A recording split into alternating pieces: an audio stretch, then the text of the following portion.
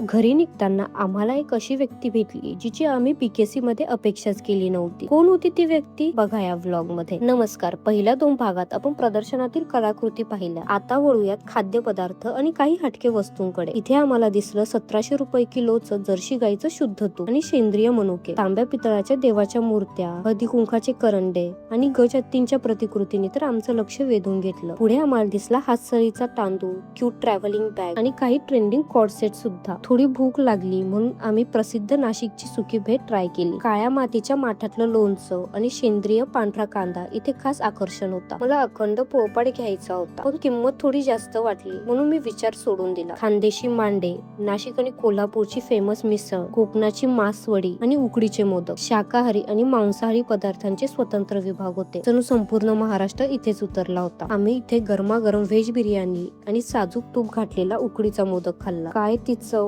Wow. आणि बाहेर पडताना आम्हाला भेटला आपल्या सगळ्यांचा लाडका पटलू. त्याला बाय करून आम्ही निघालो घराकडे. तुम्हाला हा महालक्ष्मी सरस प्रदर्शनाचा प्रवास कसा वाटला हे कमेंट मध्ये नक्की सांगा आणि आवडला असेल तर नक्की लाईक करा आणि असेच नवनवीन व्लॉग बघण्यासाठी नक्की सबस्क्राईब करा. टाटा.